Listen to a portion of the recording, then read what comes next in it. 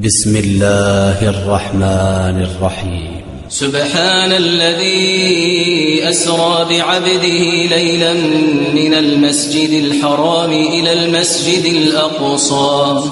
إلى المسجد الأقصى الذي باركنا حوله لنريه من آياتنا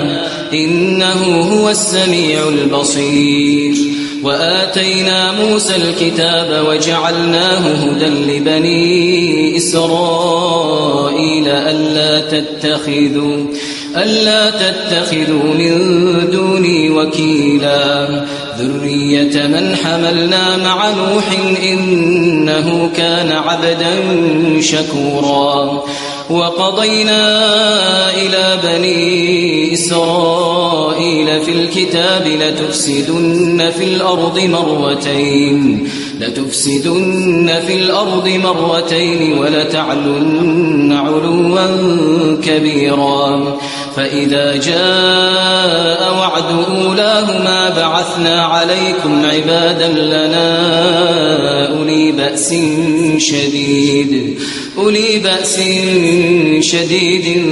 فجاسوا خلال الديار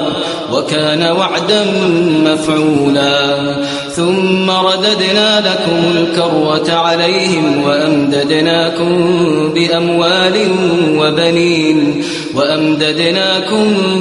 بأموال وبنين وجعلناكم أكثر نفيرا. إن أحسنتم لأنفسكم وإن أسأتم فلها. فإذا جاء وعد الآخرة ليسوءوا وجوهكم وليدخلوا المسجد كما دخلوه أول مرة وليتبروا ما علوا تتبيرا. عسى ربكم أن يرحمكم وإن عدتم عدنا وجعلنا جهنم للكافرين حصيرا. إن هذا القرآن يهدي للتي هي أقوم ويبشر المؤمنين الذين يعملون الصالحات أن لهم أجرا كبيرا وأن الذين لا يؤمنون بالآخرة أعتدنا لهم عذابا أليما. ويدعو الإنسان بالشر دعاءه بالخير وكان الإنسان عجولا. وجعلنا الليل والنهار آيتين فمحونا آية الليل وجعلنا آية النهار مبصرة لتبتغوا فضلا من ربكم ولتعلموا عدد السنين والحساب وكل شيء فصلناه تفصيلا. وكل إنسان ألزمناه طائره في عنقه ونخرج له يوم القيامة كتابا يلقاه منشورا. اقرأ كتابك كفى بنفسك اليوم عليك حسيبا. من اهتدى فإنما يهتدي لنفسه ومن ضل فإنما يضل عليها ولا تزر وازرة وزر أخرى وما كنا معذبين حتى نبعث رسولا. وإذا أردنا أن نهلك قرية أمرنا متر فيها ففسقوا فيها فحق عليها القول فدمرناها تدميرا. وكم أهلكنا من القرون من بعد نوح وكفى بربك بذنوب عباده خبيرا بصيرا. من كان يريد العاجلة عجلنا له فيها ما نشاء لمن نريد ثم جعلنا له جهنم يصلاها مذموما مدحورا. ومن أراد الآخرة وسعى لها سعيها وهو مؤمن فأولئك كان سعيهم مشكورا كلا نمد هؤلاء وهؤلاء من عطاء ربك وما كان عطاء ربك محظورا انظر كيف فضلنا بعضهم على بعض وللآخرة أكبر درجات وأكبر تفضيلا لا تجعل مع الله إلها آخر فتقعد مذموما مخذولا وقضى ربك ألا تعبدوا إلا إياه وبالوالدين إحسانا إما يبلغن عندك الكبر أحدهما أو كلاهما فلا تقل لهما أف ولا تنهرهما وقل لهما قولا كريما واخفض لهما جناح الذل من الرحمة وقل رب ارحمهما كما ربياني صغيرا ربكم أعلم بما في نفوسكم إن تكونوا صالحين فإنه كان للأوابين غفورا وآت ذا القربى حقه والمسكين وابن السبيل ولا تبذر تبذيرا إن المبذرين كانوا إخوان الشياطين وكان الشيطان لربه كفورا وإما تعرضن عنهم ابتغاء رحمة من ربك ترجوها فقل لهم قولا ميسورا ولا تجعل يدك مغلولة إلى عنقك ولا تبسطها كل البسط فتقعد ملوما محسورا إن ربك يبسط الرزق لمن يشاء ويقدر إنه كان بعباده خبيرا بصيرا ولا تقتلوا أولادكم خشية إملاق نحن نرزقهم وإياكم إن قتلهم كان خطأ كبيرا ولا تقربوا الزنا إنه كان فاحشة وساء سبيلا ولا تقتلوا النفس التي حرم الله إلا بالحق ومن قتل مظلوما فقد جعلنا لوليه سلطانا فلا يسرف في القتل إنه كان منصورا ولا تقربوا مال اليتيم إلا بالتي هي أحسن حتى يبلغ أشده وأوفوا بالعهد إن العهد كان مسؤولا وأوفوا الكيل إذا كلتم وزنوا بالقسطاس المستقيم ذلك خير وأحسن تأويلا ولا تقف ما ليس لك به علم إن السمع والبصر والفؤاد كل أولئك كان عنه مسؤولا ولا تمش في الأرض مرحا إنك لن تخرق الأرض ولن تبلغ الجبال طولا كل ذلك كان سيئه عند ربك مكروها ذلك مما أوحى إليك ربك من الحكمة ولا تجعل مع الله إلها آخر فتلقى في جهنم ملوما مدحورا أفأصفاكم ربكم بالبنين واتخذ من الملائكة إناثا إنكم لتقولون قولا عظيما ولقد صرفنا في هذا القرآن ليذكروا وما يزيدهم إلا نفورا قل لو كان معه آلهة كما يقولون إذا لابتغوا إلى ذي العرش سبيلا سبحانه وتعالى عما يقولون علوا كبيرا تسبح له السماوات السبع والأرض ومن فيهن وإن من شيء إلا يسبح بحمده ولكن لا تفقهون تسبيحهم إنه كان حليما غفورا وإذا قرأت القرآن جعلنا بينك وبين الذين لا يؤمنون بالآخرة حجابا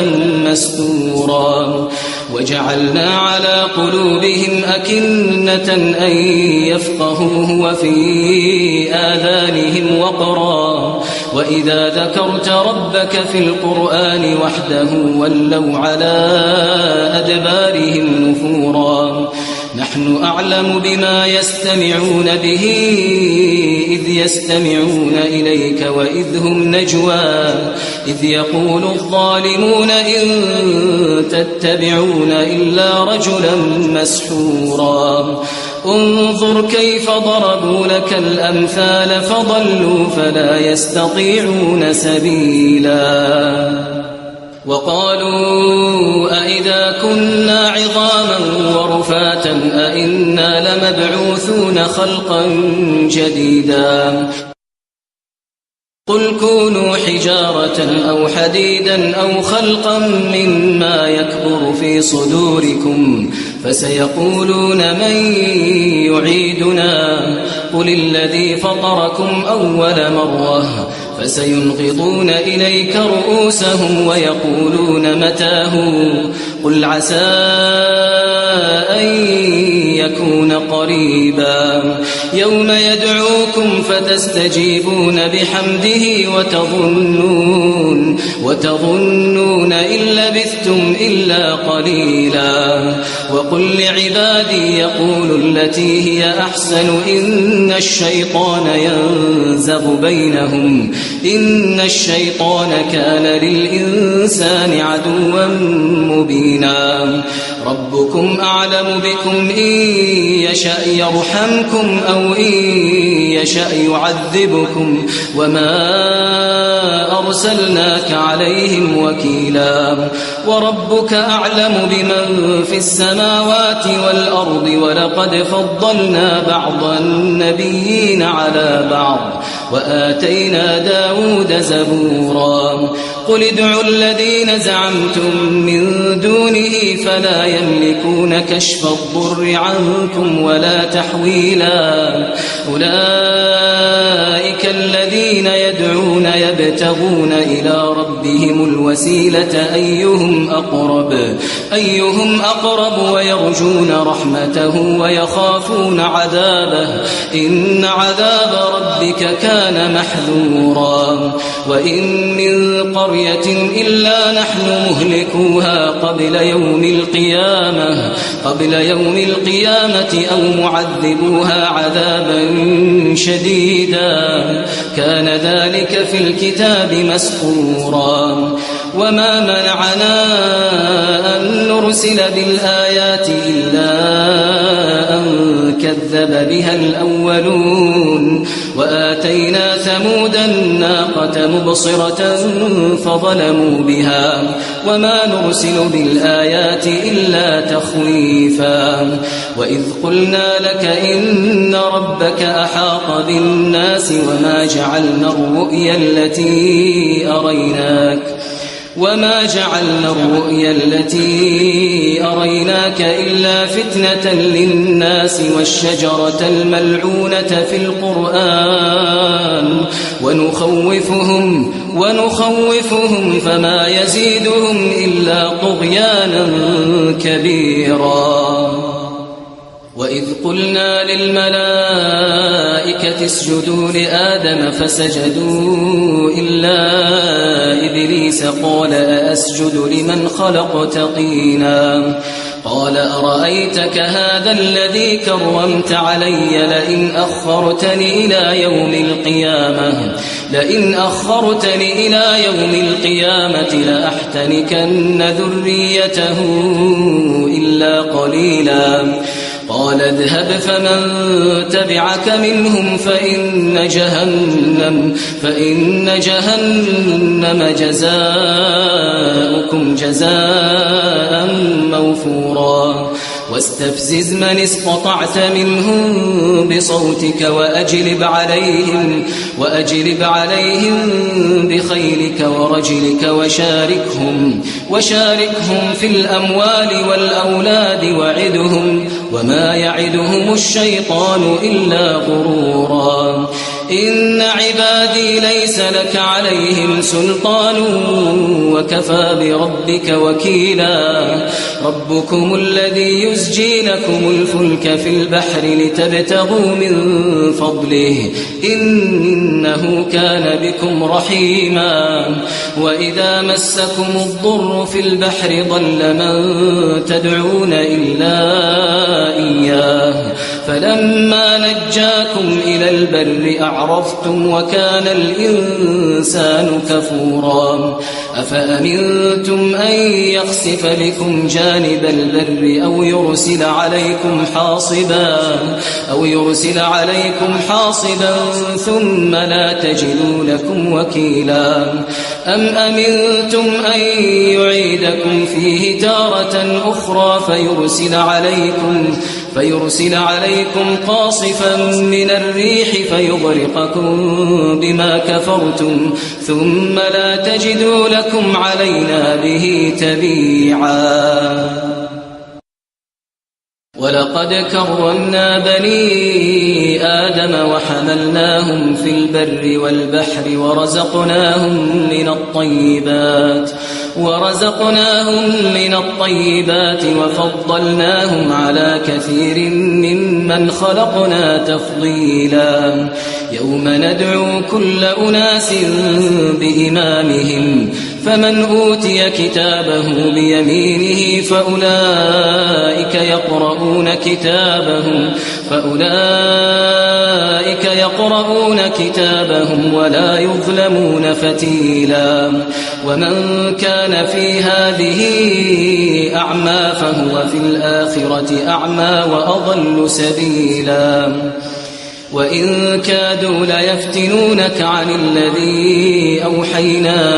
إليك لتفتري علينا غيره وإذا لاتخذوك خليلا ولولا أن ثبتناك لقد كدت تركن إليهم شيئا قليلا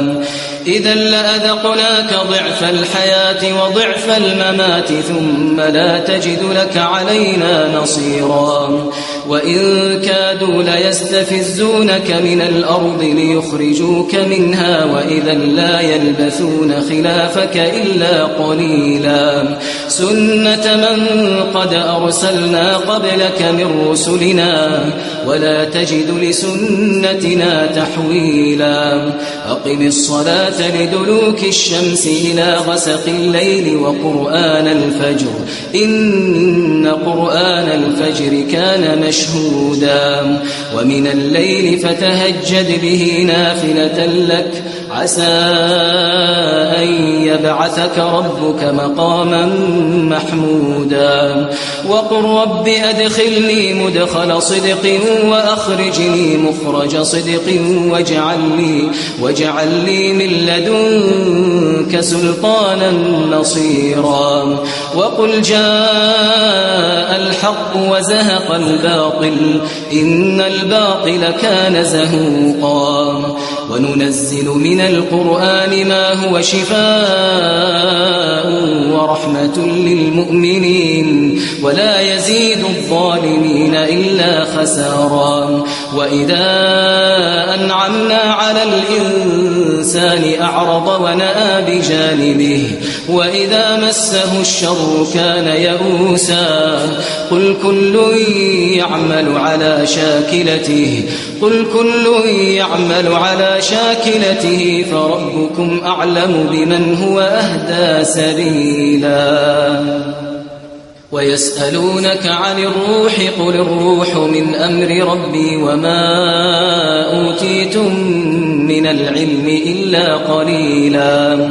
ولئن شئنا لنذهبن بالذي أوحينا إليك ثم لا تجد لك به علينا وكيلا إلا رحمة من ربك إن فضله كان عليك كبيرا قل لئن اجتمعت الإنس والجن على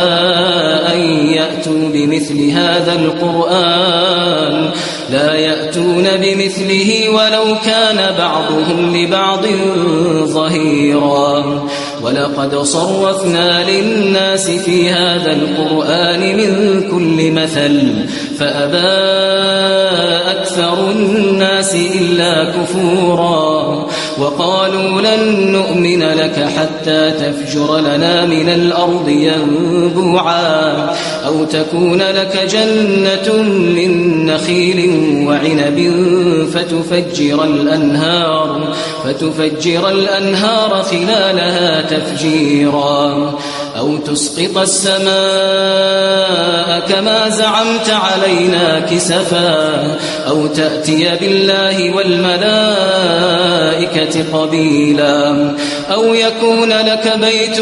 من زخرف أو ترقى في السماء ولن نؤمن لرقيك حتى تنزل علينا كتابا